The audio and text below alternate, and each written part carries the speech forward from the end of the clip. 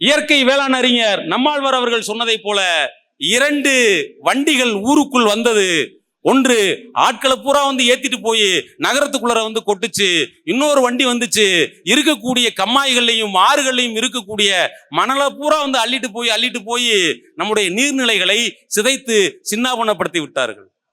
நீரை அறுவடை செய்யக்கூடிய ஒரு பண்பாட்டு நிகழ்வை 18 தொழில் குளங்கள் சேர்ந்து அதை செய்திருக்கிறது. அதுதான் ஆடி 18 என்று சொல்லக்கூடிய ஒரு வழக்கம். ஒவ்வொன்றுக்கு பின்னாலும் பேராசிரியர் தோ பரமசிவன் அவர்கள் சொல்வதை போல, அறிஞர் மாசோ விக்டரையா சொல்வதை போல, ஒவ்வொன்றுக்கு பின்னாலும் ஒரு பண்பாடு மறைந்திருக்கிறது. ஒவ்வொரு சொல்லுக்கு பின்னாலும் ஒரு பண்பாடு அப்படிங்கிறது மறைந்திருக்கிறது. இதற்கு 2 காரணங்கள் இருக்கின்றன. ஒன்று, கீழடியோடு தமிழருடைய தொன்மையை அடக்கிக் கொள்வது அல்லது சுருக்கிக் கொள்வதற்கான ஒரு தோற்றத்தை அவர்கள் திரும்ப திரும்ப ஏற்படுத்தி கொண்டே இருக்கிறார்கள். இன்னொன்று, தமிழருடைய தொன்மை அடையாளத்தை, வரலாற்றை, பண்பாட்டை நாங்கள் தான் கண்டுபிடித்தோம் என்பதை நமக்கு அவர்கள் திரும்ப திரும்ப சொல்லிக் கொண்டிருக்கிறார்கள். வேளாண்மை சார்ந்த அத்தனை நிகழ்வுகளையும் தங்களுடைய கலை வடிவங்களில், பண்பாட்டு வடிவங்களில் அவர்கள் செய்து கொண்டிருப்பதை நாம் பார்க்க முடியும். இன்றைக்கு ஆரியருடைய பண்பாடு என்பது நெருப்பு சார்ந்ததாகவும், தமிழருடைய பண்பாடு என்பது நீர் சார்ந்ததாகவும் நிலம் சார்ந்ததாகவும் இருப்பதற்கான அடிப்படை காரணமே இதுதான்.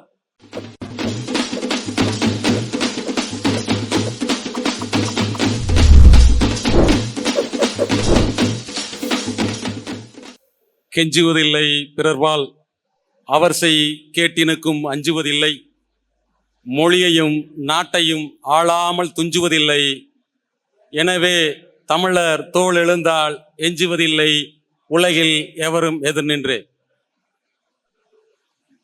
பாவலரேறு பெருஞ்சித்திரனாரின் வரிகளை மெய்ப்பித்துக் கொண்டிருக்கும் தமிழ் தேசிய பேரியக்கம் முன்னெடுத்து நடத்தி கொண்டிருக்கக்கூடிய தமிழர் தொன்மை மாநாட்டிற்கு வருகை தந்து சிறப்பு செய்து கொண்டிருக்கக்கூடிய சான்றோர் பெருமக்கள் அனைவரையும் வணங்கி,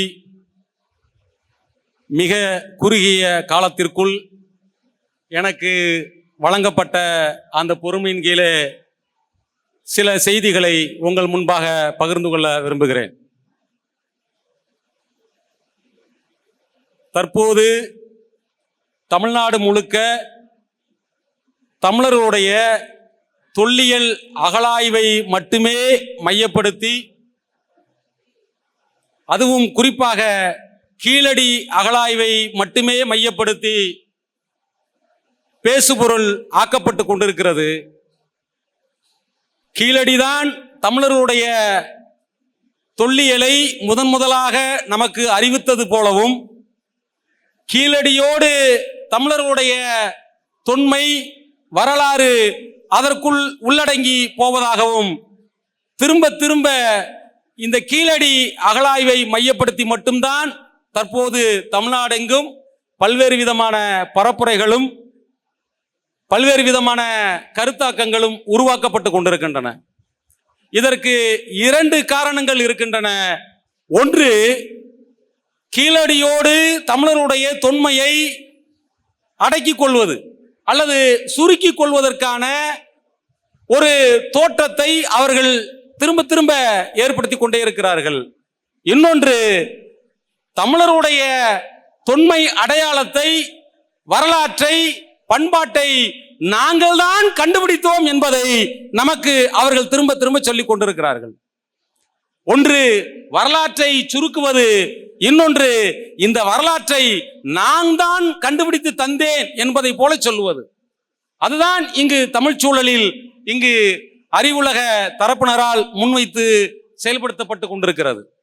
ஆனால் இதை தாண்டி தமிழ்நாட்டில் தடுக்கி விழக்கூடிய இடங்களெல்லாம் தொல்லியலுக்கான, தொன்மைக்கான அடையாளங்கள், அத்தனை கூறுகள் நிரம்பி கிடக்கின்றன. அதே போல இவர்கள் மட்டும்தான் இங்கு தமிழருடைய வரலாற்றை, தமிழருடைய பண்பாட்டை, தமிழருடைய கல்வியை, தமிழருடைய அறிவை தந்திருக்கிறார்கள் என்கிற ஒரு தோற்றத்தை இனியும் இந்த சமூகம் நம்ப போவதில்லை, ஏற்றுக்கொள்ளப் போவதில்லை. ஏனென்று சொன்னால், கீழடியை தாண்டி இன்றைக்கு பல்வேறு இடங்களில் அகழாய்வுகள் நடந்திருக்கின்றன, நடைபெற்று கொண்டிருக்கின்றன, இன்னும் நடக்கத்தான் போகிறது. ஏனென்றால் தமிழருடைய பண்பாட்டு வழக்கமே புதைக்கக்கூடிய ஒரு வழக்கத்தை கொண்டிருக்கக்கூடிய ஒரு சமூகம், ஒரு நிலப்பரப்பு.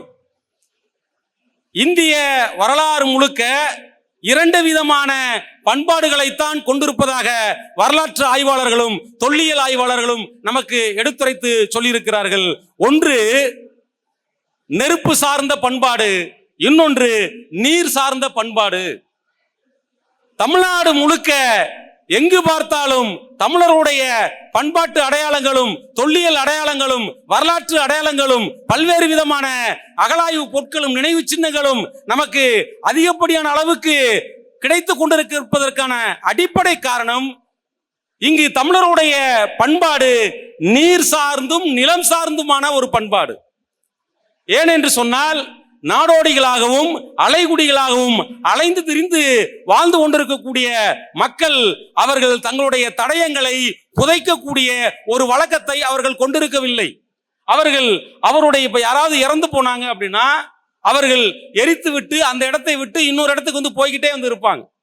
அதனாலதான் இன்றைக்கு ஆரியருடைய பண்பாடு என்பது நெருப்பு சார்ந்ததாகவும் தமிழருடைய பண்பாடு என்பது நீர் சார்ந்ததாகவும் நிலம் சார்ந்ததாகவும் இருப்பதற்கான அடிப்படை காரணமே இதுதான்.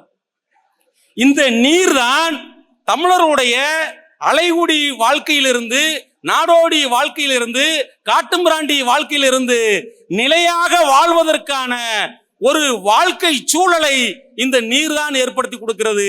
அதிலும் குறிப்பாக இந்த மழை நீர் தான் ஏற்படுத்தி கொடுக்கிறது. இந்த மழை நீரை சேகரிக்கவும் சேமிக்கவும் அதை பாதுகாக்கவும் அதை பகிர்ந்தளிக்கவுமான ஒரு பண்பாட்டை வாழ்வியல் நெறிமுறைகளாக கொண்டிருப்பதனால் இந்த நிலத்தை நீர் மூலமாக வாழ்வதற்கு உகந்த நிலமாக, இங்கு இருக்கக்கூடிய சமூகங்கள் தங்களுடைய உணவு தேவைகளை பூர்த்தி செய்வதற்கான வேளாண்மை செய்வதற்குரிய நிலமாக அவர்கள் மாற்றுவதற்கு இந்த நீர்தான், குறிப்பாக மழை நீர்தான் அடிப்படை ஆதாரமாக இருந்திருக்கிறது. அதனாலதான் நம்முடைய எல்லா விதமான பண்பாட்டு நடத்தைகளும் நீர் சார்ந்தும் நிலம் சார்ந்தும் இருப்பதற்கான அடிப்படை காரணமாக இருந்து கொண்டிருக்கின்றன. இப்பொழுது அண்மையில் கூட கொஞ்ச நாளைக்கு முன்னாடி ஆடி 18 அப்படிங்கிறது நம்ம வந்திருக்கோம். அந்த நாள் பெரும்பாலும் அந்த ஆடி 18 அன்றைக்கு தமிழ்நாட்டில் இருக்கக்கூடிய அத்தனை தமிழர்களும், பெருவாரியான தமிழர்களும் ஆற்று நிலைகளுக்கும் நீர்நிலைகளுக்கும் சென்று வரக்கூடிய ஒரு வழக்கத்தை அவர்கள் கொண்டிருக்கிறார்கள். இன்றைக்கும் காலம் காலமாக இருந்து கொண்டிருக்கிறது. ஏன் ஆத்துக்கு போறாங்க, ஏன் குளத்துக்கு போறாங்க, ஏன் கண்மாய்க்கு போறாங்க, ஏன் நீர்நிலைகளுக்கு போறாங்க அப்படிங்கிறத நாம தோண்டி துருவி நாம எடுத்து பார்த்தோம் அப்படின்னு சொன்னா, அங்கு நீரை வரவேற்கக்கூடிய, நீரை அறுவடை செய்யக்கூடிய ஒரு பண்பாட்டு நிகழ்வை 18 தொழில் குளங்கள் சேர்ந்து அதை செய்திருக்கிறது. அதுதான் ஆடி 18 என்று சொல்லக்கூடிய ஒரு வழக்கம். இன்றைக்கும் தமிழ் இலக்கியங்களிலே 11 மேல் கணக்கு, 11 கீழ்கணக்கு, 18 படிகள் அப்படின்னு சொல்லக்கூடிய இந்த 18 என்கிற ஒரு எண் திரும்ப திரும்ப வருவதற்கான காரணம் என்பது, தமிழ் சமூகத்தில் 18 தொழில் சார்ந்த வேளாண்மை சமூகங்கள், வேளாண்மை அந்த தொழில் குளங்கள் இங்கு எல்லாமே சேர்ந்து கூடி ஒன்றாக உற்பத்தியிலும் உழைப்பிலும் அவர்கள் ஈடுபட்டார்கள். அந்த உழைப்பிலும் உற்பத்தியிலும் ஈடுபடுகிற பொழுது வேளாண்மைக்கு உகந்த அந்த நீரை, அந்த ஆடி மாதத்திலே வரக்கூடிய ஆற்று வெள்ளத்திலே கரை புரண்டு வரக்கூடிய அந்த நீரை சேமிப்பது எப்படி, எந்த குளத்துக்கு எப்படி திருப்புறது, எந்த கம்மாய்க்கு எவ்வளவு தண்ணீரை கொண்டு போவது, எந்த ஓடையில கொண்டு போவது, எந்த கால்வாயில கொண்டு போவது, இதை யாராரு இதை மேற்பார்வை செய்வது, இதை யாராரு பகிர்ந்தளிப்பது அப்படிங்கிற எல்லாத்தையும் எல்லா சமூகங்களும் சேர்ந்து நீரை அவர்கள் வரவேற்றார்கள். நான் அடிக்கடி இந்த நீரை வரவேற்றிருக்கக்கூடிய இந்த நீர் சார்ந்த பண்பாட்டை கூட நான் நீர் அறுவடை பண்பாடு என்று தனியே ஒரு கட்டுரை எழுதியிருக்கிறேன். எப்படி பயிர்களை அறுவடை செய்கிறோமோ, வேளாண் பொருட்களை நாம் அறுவடை செய்கிறோமோ, அதுபோல நீரை அறுவடை செய்யக்கூடிய ஒரு வழக்கத்தை நாம் பண்பாட்டு மரபாக நாம் கை கொண்டிருக்கிறோம். நம்ம என்ன எதுக்கு ஏதுக்குன்னு தெரியாமையே நம்முடைய ஒவ்வொரு அசைவுகளையும் நம்முடைய பண்பாடு இருக்கு. நான் திரும்ப திரும்ப சொல்வது, நம்மிடம் ஒரு வளமையான செழுமையான பாரம்பரியமிக்க ஒரு பண்பாட்டு மரபுக்கு சொந்தக்காரர்கள். அந்த பண்பாட்டு மரபை வளப்படுத்தியதில், செழுமைப்படுத்தியதில் நிலத்திற்கும் நீருக்கும் மிக மிக முக்கியமான பங்கு இருக்கிறது. இப்ப காலையிலிருந்து நம்ம பார்த்தோம், அம்மா கூட இசை குறித்து அம்மா கலைவாணி அம்மா பேசினாங்க. எல்லா சொல்லும் இசை குறித்தனவே. அதே போல காலையில நம்ம பேசும்போது எல்லா சொல்லும் பொருள் குறித்தனவே, எல்லா சொல்லும் பொருள் குறித்தனவே, எல்லா சொல்லும் இசை குறித்தனவே என்பதை போல தமிழர்களுடைய ஒவ்வொரு அசைவுக்கு பின்னாலும் பண்பாட்டு தொன்மை அப்படிங்கிறது புதைஞ்சிருக்குது, மறைஞ்சிருக்குது. ஒரு ரொம்ப எளிமையான ஒரு எடுத்துக்காட்டு, நாம அணிந்திருக்கக்கூடிய நம்முடைய சட்டை, நம்ம போட்டிருக்கக்கூடிய உடை. இந்த அரங்கத்திலே நீங்க பாத்தீங்கன்னா, இந்த அரங்கத்தில் நாம ஆண்களும் பெண்களுமாக நாம் உடை அணிந்திருக்கிறோம். இந்த உடை அணிந்திருக்கக்கூடிய இந்த தோற்றத்தை பாருங்கள், மற்றவருடைய அந்த சட்டையை அந்த உடையை பாருங்கள். நாம் அணிந்திருக்கக்கூடிய இந்த உடைகள்ல பெரும்பாலும் விதிவிலக்காக ஒரு சிலர் வேற மாதிரி உடை உடுத்திருக்கலாம். ஆனா பெரும்பாலும் 100% விழுக்காட்டுக்கு மேல ஆண்கள் அனைவருமே ஒன்று அந்த பிளைன் ஷர்ட் அப்படின்னு சொல்லக்கூடிய அப்படியே எல்லாமே போட்டிருப்பாங்க, அல்லது கோடு போட்ட சட்டை போட்டிருப்பாங்க, அல்லது கட்டம் போட்ட சட்டை போட்டிருப்பாங்க. ஆண்கள் அனைவருமே கோடு போட்ட சட்டை போட்டதுக்கு பின்னாலையும் கட்டம் போட்டிருக்கக்கூடிய சட்டைக்கு பின்னாலையும் ஒரு பண்பாட்டு தொன்மை அப்படிங்கிறது மறைஞ்சிருக்குது. அதே போல பெண்கள் அணிந்திருக்கக்கூடிய அவருடைய உடைகளில் பெரும்பாலும் செடிகளும் கொடிகளும் பூக்களும் பூச்சிகளும் விலங்குகளும் தான் இருக்கும்.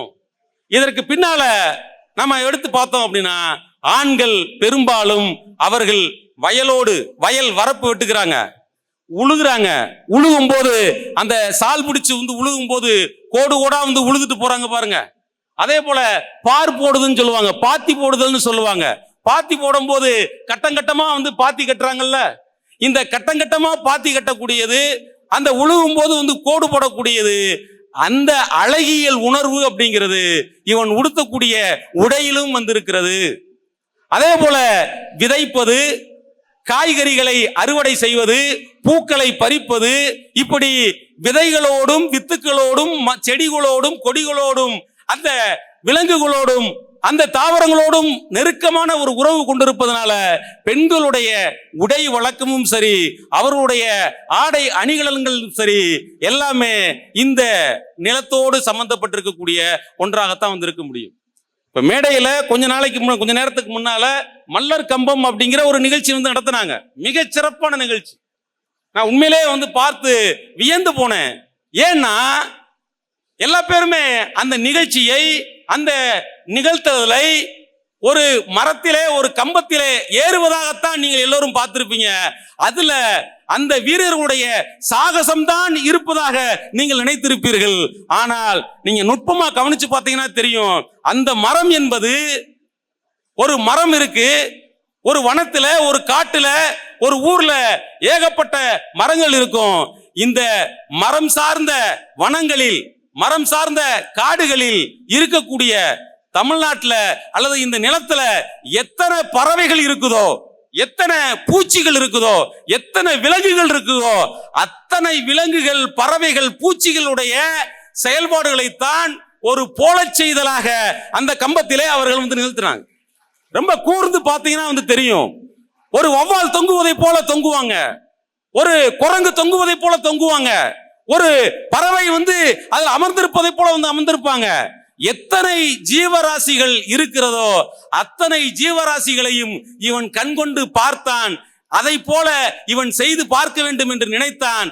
அதை ஒரு கலை வடிவமாக நம் முன்னே நிகழ்த்தி கொண்டிருக்கிறான். யோசிச்சு பாருங்க, இந்த மல்லர் கம்பம் அப்படிங்கிற இந்த கலை வடிவம் அப்படிங்கிறது பல ஆயிரக்கணக்கான ஆண்டுகளுக்கு முன்பாக மனிதன் காடுகளில் வனங்களில் வாழ்ந்து கொண்டிருக்கிற போது அவன் விலங்குகளையும் இந்த ஜீவராசிகளையும் பார்த்து பார்த்து பார்த்து அதை போல இவன் செய்து பார்த்து இவன் ஒரு கலை வடிவத்தை அவன் உருவாக்குகிறான். கவிஞர் அறிவுமதி கூட ஒரு நிகழ்த்து வடிவத்தை பற்றி சொல்லுகிற பொழுது, இன்றைக்கு ஆடப்படக்கூடிய இந்த ஒயிலாட்டம் என்று சொல்லக்கூடிய அந்த கலை வடிவம் கூட நமக்கு தெரியும். அந்த கையில அப்படி துணியை வச்சுக்கிட்டு இப்படி குனிவாங்க, அல்லது திருப்பி இப்படி குனிஞ்சு இப்படி கையை கொண்டு போவாங்க. வேற ஒண்ணும் கிடையாது. ஒயிலாட்டம் முழுக்க வேளாண்மை செய்யக்கூடிய ஒரு தொழிலை போல செய்யக்கூடிய ஒரு சடங்காகத்தான் அது நிகழ்ந்து கொண்டிருக்கும். நடுவது, அதை அறுப்பது, திருப்பி அதை கதிர் அடிப்பது, அதை மறுபடியும் படப்புல கொண்டு போய் போடுவது, மறுபடியும் தூற்றுவது, மறுபடியும் குமிப்பது, இப்படி வேளாண்மை சார்ந்த அத்தனை நிகழ்வுகளையும் தங்களுடைய கலை வடிவங்களில், பண்பாட்டு வடிவங்களில் அவர்கள் செய்து கொண்டிருப்பதை நாம் பார்க்க முடியும். அதே போல இன்றைக்கும் பல்வேறு விதமான நமக்கு சடங்குகள் இருக்குது. நமக்கு ஊர்ப்புறங்கள்ல பல்வேறு விதமான சடங்குகள் இருக்கும். குறிப்பா எல்லா விதமான சடங்குகளும், இப்போ குறிப்பா இறப்பு சடங்கு அப்படின்னு எடுத்துக்கிட்டோம் அப்படின்னா, அந்த இறப்பு சடங்கு கூட ஏதோ சடங்கு அப்படின்னு சொல்லி எல்லா பேருமே கடந்து போயிடுவாங்க. நுட்பமா பார்த்தீங்க அப்படின்னா, அந்த ஒவ்வொரு சடங்குக்கு பின்னாலையும் ஒரு பண்பாட்டு பின்புலம் அப்படிங்கிறது இருக்கும். அந்த கடைசியா அந்த இறந்து போனவங்களை தூக்கிட்டு போறதுக்கு முன்னால வகுசி வாங்குறது அப்படிங்கிற ஒரு சடங்கு ஒன்று இருக்கும். கேள்விப்பட்டிருக்கீங்களா? வகுசி வாங்குறது அப்படின்னு சொல்லுவாங்க. வகுசி வாங்குறது அப்படின்னா வகுசீர் வாங்குதல் அப்படின்னு அர்த்தம். நீங்க நீர்மாலை எடுத்துட்டு வருவாங்க. அந்த இறந்து போனவங்களுடைய அந்த பிள்ளைகள், அந்த பங்காளிகள்லாம் நீர்மாலை எடுத்துட்டு வரும்போது, அந்த சுத்தி வந்துகிட்டு இருக்கும்போது அந்த அந்த இறந்து போனவரை சாத்தி வச்சுட்டு அந்த உடலை வச்சுக்கிட்டு அந்த மகனும் மருமகளும் சேர்ந்து மடி விரிச்சு ஒன்று வாங்குவாங்க. அப்படி வாங்குறதுக்கு பேரு தான் வகுசி அப்படின்னு சொல்லுவாங்க.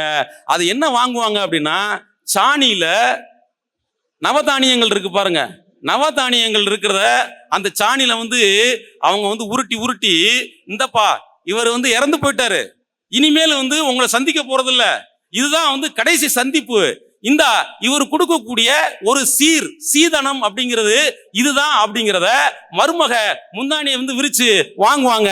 அது வேற ஒண்ணும் கிடையாது, அவர் கையெழுத்து விட்டு போகக்கூடிய விதைகள் தான் நமக்கு வழங்கப்படக்கூடிய அந்த வகுசீர் அப்படிங்கிறது. விதைகள். நான் பெருசா வேற எதையும் நான் சொத்து சொகத்தை நான் விட்டுட்டு போறனோ இல்லையோ, ஆனா இந்த விதைகளை வைத்து கொண்டு நீ பிழைச்சுக்கோ, நீ குடும்பம் நடத்திக்க அப்படிங்கிறதா.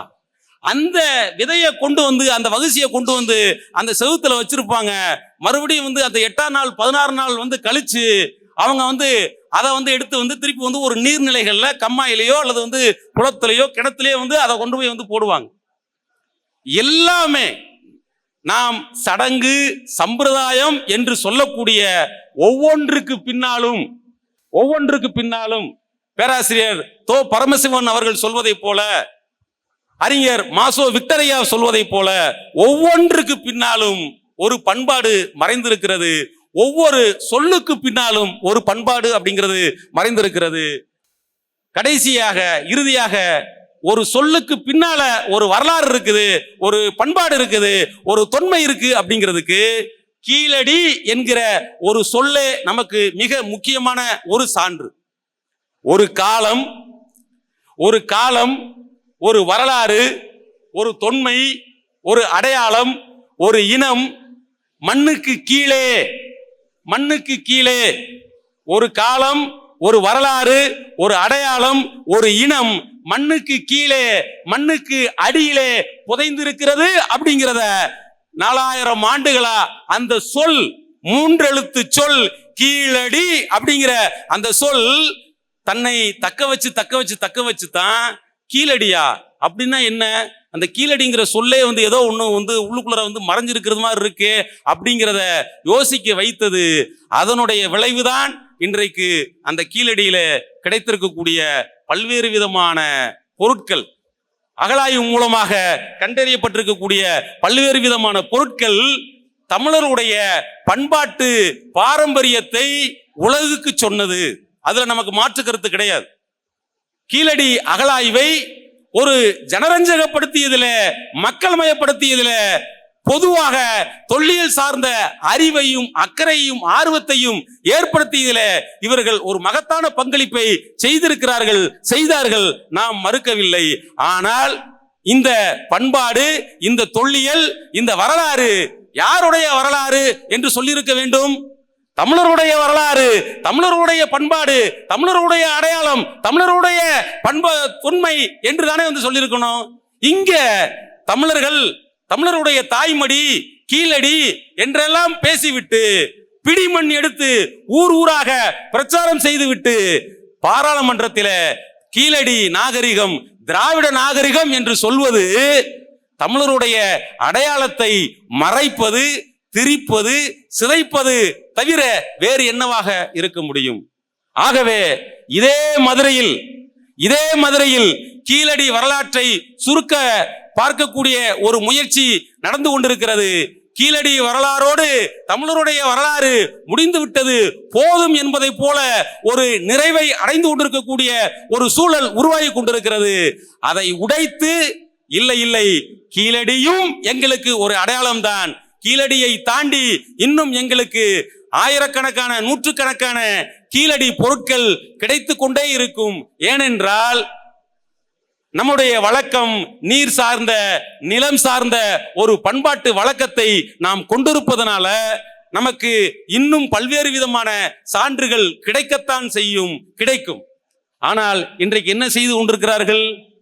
நீருக்கும் இந்த மக்களுக்கும் இருக்கக்கூடிய உறவை, அந்த கண்ணியை முற்று முழுதாக அறுத்தறிந்து விட்டார்கள். உங்களுக்கு தெரியுமா, கீழடியிலே கண்டுபிடிக்கப்பட்ட பல்வேறு விதமான பானை ஓடுகளிலே தமிழி எழுத்து பொறிக்கப்பட்ட பல பெயர்கள் தெரியும். இப்போ உங்ககிட்ட கேட்டோம்னா ஏதாவது கீழடியில கண்டுபிடிக்கப்பட்ட அந்த பழங்கால பெயர்கள் சொல்லுங்க அப்படின்னு சொன்னா நீங்க சொல்லுவீங்க ஆதன், இயனன், திசன், குவிரன் அப்படின்னு பல பேர் சொல்லுவீங்க. ஆனா அதே கீழடியில கண்டுபிடிக்கப்பட்ட ஒரு பெயர் ஒன்று இருக்கிறது, மடைச்சி என்கிற ஒரு பெயர்.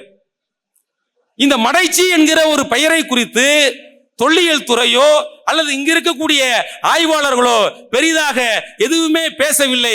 ஏனென்று சொன்னால் அந்த மடைச்சி என்கிற அந்த பெயரானது நமக்கெல்லாம் நீரை சேமித்து, நீரை பாதுகாத்து, நீரை பகிர்ந்தளித்து ஒரு சமூகம், ஒரு தொழில் குலம் இருந்தது என்று நாம் சொன்னோமே.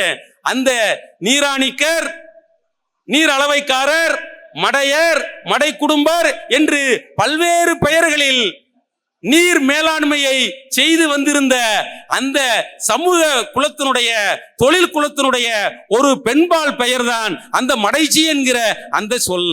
அந்த பெயர் கீழடியில கிடைச்சிருக்குது, பானை ஓட்டுல பொறிக்கப்பட்டிருக்கு. அப்படின்னா என்ன? நமக்கு பல்வேறு விதமான, நீங்க எல்லா குலங்களுக்கு பின்னாலும், எல்லா கண்மாய்களுக்கு பின்னாலும், நான் கூட அண்ணன் ஆனந்தன் அவர்களிடம் சொல்லுகிற போது நீர் சார்ந்த 100க்கு மேற்பட்ட சொற்கள், நீர் சார்ந்த நீர்நிலைகளை குறிக்கக்கூடிய சொற்கள் இருக்குது. ஐயா மாசோ விக்டர் ஐயாவுடைய புத்தகங்களை நம்ம படிச்சோம்னா பண்டை தமிழரின் நில மேலாண்மை என்கிற ஒரு பெரிய புத்தகம். அந்த புத்தகத்தை படிக்கிற பொழுது நமக்கு பெரிய வியப்பு. நிலத்திற்கும் இந்த மக்களுக்கும் நீர் மேலாண்மைக்கும் எப்படி ஒரு சமூகம் ரொம்ப காலமா ஒரு மற்ற சமூகத்திற்கெல்லாம் முன்னோடியாக, மற்ற இனக்குழுவுக்கெல்லாம் முன்னோடியாக ஒரு தொழிலை, நீர் மேலாண்மையை செய்து வந்தது அப்படிங்கிறத அந்த புத்தகத்துல மிக விரிவான தரவுகளை, செய்திகளை நமக்கு பகிர்ந்திருப்பார். அப்ப இந்த நீர் மேலாண்மை செய்து வந்திருக்கக்கூடிய இந்த தொழில் குலத்தை நீர்நிலையிலிருந்து அப்புறப்படுத்தியதற்கு பிறகு இன்றைக்கு எல்லா நீர்நிலைகளும் தூர்ந்து போய்விட்டன. அந்த எல்லா நீர்நிலைகளுக்கும் நீர் வரக்கூடிய அந்த வடிகால்கள் அனைத்தும் தூர்ந்து போய்விட்டன, ஆக்கிரமிக்கப்பட்டு விட்டன. இயற்கை வேளாண் அறிஞர் நம்மாழ்வார் அவர்கள் சொன்னதை போல 2 வண்டிகள் ஊருக்குள் வந்தது. ஒன்று ஆட்களை பூரா ஏத்திட்டு போய் நகரத்துக்குள்ள கொட்டுச்சு. இன்னொரு வண்டி வந்துச்சு, இருக்கக்கூடிய கம்மாய்கள்லையும் ஆறுகள்லையும் இருக்கக்கூடிய மணலை பூரா அள்ளிட்டு போய் நம்முடைய நீர்நிலைகளை சிதைத்து சின்னாபனப்படுத்தி விட்டார்கள். நாம் இப்போது இந்த நிகழ்வு நடந்து கொண்டிருக்கக்கூடிய இந்த அரங்கம் வண்டியூர் கண்மாய் பெரிய ஏரி. இது இங்க மேலமடை, இந்த ஊருக்கு பேரே மேலமடை அப்படின்னு தான் சொல்லுவாங்க. இன்னைக்கு மேலமடை திறந்து விவசாயம் செழிப்பா நடந்துகிட்டு இருக்கக்கூடிய இந்த பகுதி முழுக்க இன்றைக்கு நகர விரிவாக்கமாக மாறி போனது. தமிழ்நாட்டில் பல்வேறு விதமான கண்மாய்கள், நீர்நிலைகள், சங்கிலி தொடர் கண்மாய்கள் உருவாக்கப்பட்டன. நீரை விழக்கூடிய மழை நீரை எப்படி சேமிப்பது, என்னென்ன வடிவங்களில் அதை சேமிப்பது, எப்படி பகிர்ந்தளிப்பது என்கிற ஒரு மிகப்பெரிய ஒரு தொழில்நுட்பம் சார்ந்த அறிவை நாம் இன்றைக்கு இழந்து நிற்கிறோம். எல்லா நீர்நிலைகளையும் பொதுப்பணித்துறை எடுத்ததற்கு பிறகு நீர்நிலைகள் சார்ந்த எந்த விதமான அறிவும் புரிதலும் பண்பாட்டு நடத்தைகளும் இன்றைக்கு பொதுப்பணித்துறை அதிகாரிகளிடமோ அல்லது அந்த துறையிடமோ எதுவுமே கிடையவே கிடையாது.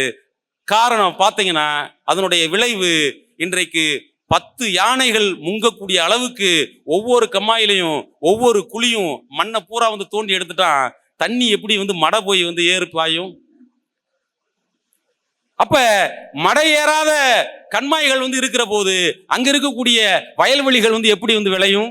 அதனால அந்த நிலத்தை விட்டுவிட்டு, கிராமங்களை விட்டுவிட்டு இன்றைக்கு பிழைப்பு தேடி, தொழில் தேடி இன்றைக்கு நகரம் சார்ந்த ஒரு வாழ்வையும் தொழிலையும் இன்றைக்கு செய்வதற்காக போய்விட்டார்கள். இதனுடைய விளைவு என்னவாக மாறும் என்று சொன்னால், இன்னும் 100 ஆண்டுகள் கழித்து அல்லது 500 ஆண்டுகள் 1000 ஆண்டுகள் கழித்து இந்த மண்ணை தோண்டுகிற போது, நமக்கு இப்பொழுது தோண்டி கொண்டிருக்கிற பொழுது நம்முடைய முன்னோர்கள் வாழ்ந்த அடையாளங்கள் நமக்கு தெரிகின்றன. ஒரு 100 ஆண்டுகள் கழித்து இந்த மண்ணை தோண்ட போகிறார்கள். அப்பொழுது கிடைப்பதெல்லாம் சாராய பாட்டில்களை தவிர வேறு எந்த விதமான அடையாளங்களும் கிடைப்பதில்லை. ஏனென்றால் இன்றைக்கு இருக்கக்கூடிய தமிழ் சமூகத்தை குடிக்க வைத்து இந்த சமூகத்தை சீரழித்துக் கொண்டிருக்கிறார்கள். அதனுடைய வெளிப்பாடுதான் நீர்நிலைகள் அனைத்தையும், நீர் சார்ந்த பண்பாட்டு சிதைவுகள் அனைத்தையும் இன்றைக்கு ஒன்றுமில்லாமல் ஆக்கி கொண்டிருக்கிறார்கள். ஆகவே நம்முடைய தொன்மை என்பது வெறுமனே தொல்லியல் மூலமாக கண்டறியக்கூடிய பொருட்களில் மட்டும் இல்லை, வெறும் பொருட்களில் மட்டும் இல்லை, வெறும் கட்டிடங்களில் மட்டும் இல்லை. இசையில் இருக்கிறது, அவர் ஐயா மருத்துவம் சொன்னார்கள், மருத்துவத்தில் இருக்கிறது, வணிகத்தில் இருக்கிறது. அதே போல தொல்லியல் அகழாய்வு பொருட்களில் இருக்கிறது. நாம் இப்பொழுது உங்களிடம் பேசிக் கொண்டிருக்கிற பொழுது நான் சின்ன சின்ன ஒரு பண்பாட்டு கூறுகளைத்தான் சொன்னேன். ஒவ்வொரு அசைவுக்கு பின்னாலேயும் பண்பாட்டு கூறுகள் இருக்கிறது, பண்பாட்டு பின்புலங்கள் இருக்கின்றன, பண்பாட்டு காரணிகள் இருக்கின்றன.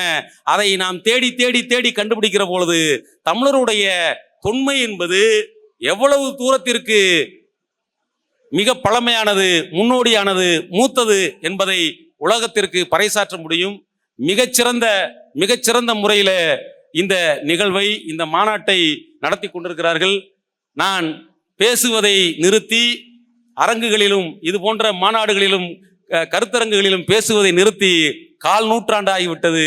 மறுபடியும் என்னை பேசுவதற்கு அழைத்து இந்த அரங்கில வாய்ப்பு கொடுத்திருக்கக்கூடிய தமிழ் தேசிய பேரியக்கத்திற்கும் சான்றோர் பெருமக்கள் அனைவருக்கும் நான் நன்றி கூறி நான் விடைபெறுகிறேன். நிறைய பேசலாம், ஆனா இந்த குறைவனைனா அடுத்து அமர்வு தொடங்கணும். நிறைய அறிஞர் பெருமக்கள்லாம் நிறைய பேசணும். உங்களை போல நானும் பேச்சை கேட்கறதுக்காக நான் காத்துட்டு இருக்கிறேன். இதன் மூலமா ஒரு உந்துதலை, ஒரு புரிதலை இந்த ஒரு 20 நிமிஷத்துல 25 நிமிஷத்துல நீங்க அடைஞ்சா போதுங்கிறதான். எனக்கு கிடைச்ச தகவல்களை, எனக்கு கிடைச்ச அந்த தரவுகள் அனைத்தையும் உங்களிடம் கொட்டி தீர்க்க வேண்டும் என்று நான் விரும்பவில்லை. அதை நூல்கள் வழியாகவும் கட்டுரைகள் வழியாகவும் இதழ்கள் வழியாகவும் நாம் நிறைய தெரிந்து கொள்ள முடியும். நாம் இந்த நேரத்தில் ஒரு உணர்வை பகிர்ந்து கொள்வதற்கான ஒரு வாய்ப்பு கிடைத்தது. ஆகையால் செவிமெடுத்த உங்கள் அனைவருக்கும் நன்றி கூறி விடைபெறுகிறேன். நன்றி, வணக்கம். இவ்வாறான பல செய்திகளை, பல சிக்கல்களுக்கு விடை கிடைக்கக்கூடிய செய்திகளை தமிழர் கண்ணோட்டம் வலையொலியில் வெளிப்படுத்தி வருகிறோம். இது தற்சார்பாக செயல்படுவதற்கு நிதி தேவைப்படுகிறது. இந்த நிதியை நம்முடைய மக்களாகிய நீங்கள் தான், இளையோரும் பெரியோரும் நண்பர்களும் தோழர்களும் சான்றோரும், நீங்கள் உங்களால் இயன்ற அளவு என்ன இயலுமோ அந்த நிதியை வழங்குமாறு அன்போடும் உரிமையோடும் கேட்டுக்கொள்கிறேன்.